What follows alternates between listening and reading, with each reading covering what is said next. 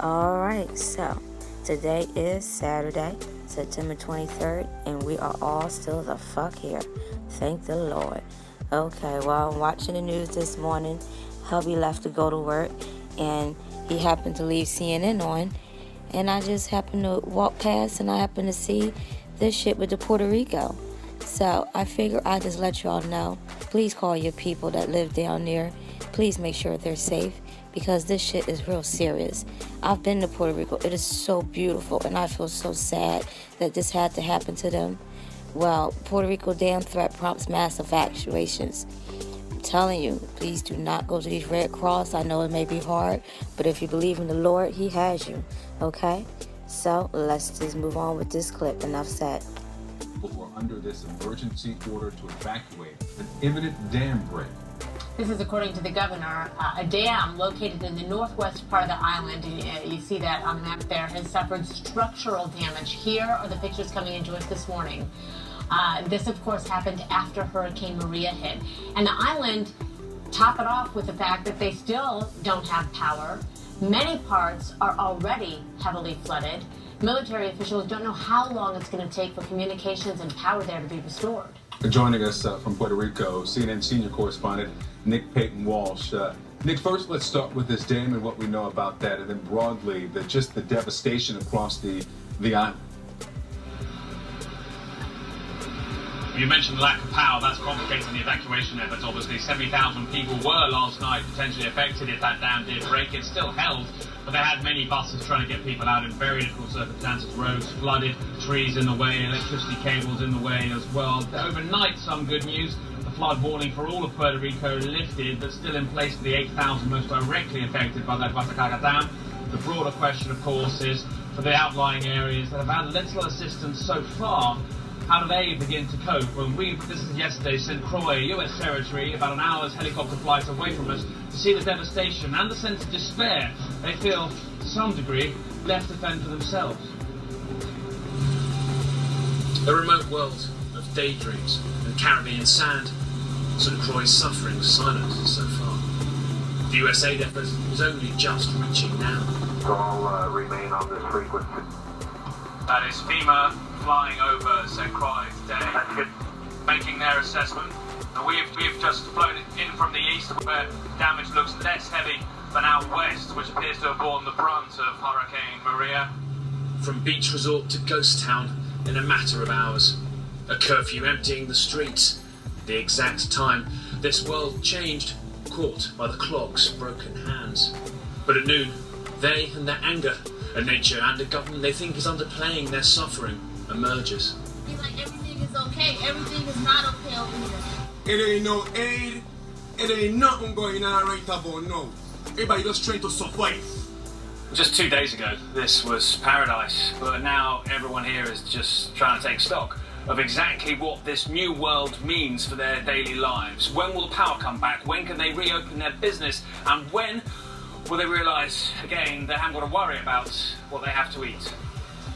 Already the search for food. I think the worst bit was when the rain started coming in and the winds were still howling and just the noises outside and not knowing. We've been curfewed in.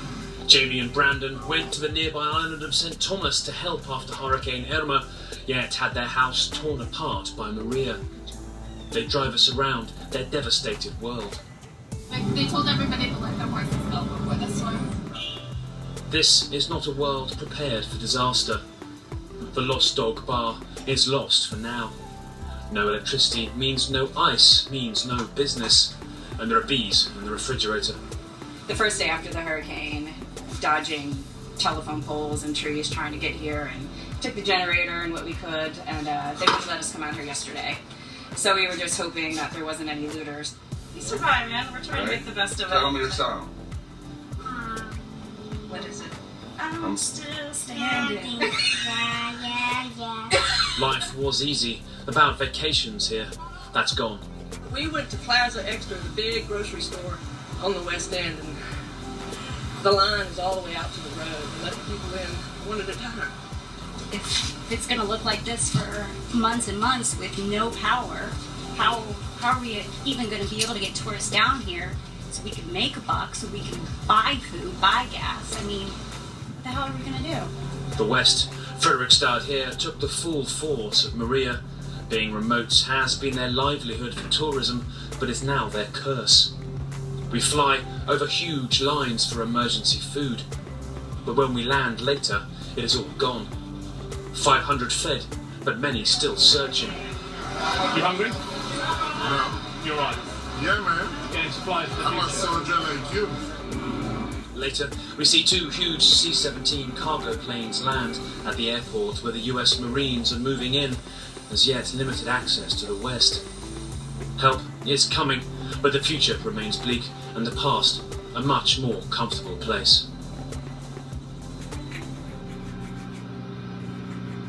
That's the key thing here, really. This is a months-long challenge about lives that need to be rebuilt, economies in the balance. And behind me you can hear the noise of construction. People are trying to get things together, but the focus for the federal government and its support still has to be there long after the TV cameras have moved away. Back to you. All right, Nick Payton Walsh for us there in Puerto Rico. Thank you so much.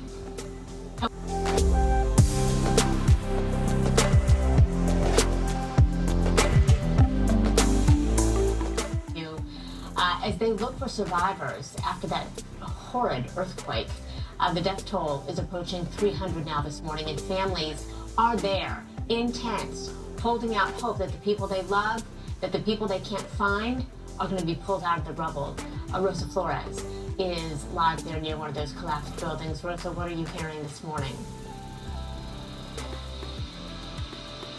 Well, Christy, some very intense moments. I want you to look behind me because this is the first big piece of debris that is being lifted this morning here at this site at Álvaro Obregón in Mexico City. Families here, as you mentioned, have been here for days, hoping and praying that their loved ones will be pulled from this rubble safe and alive.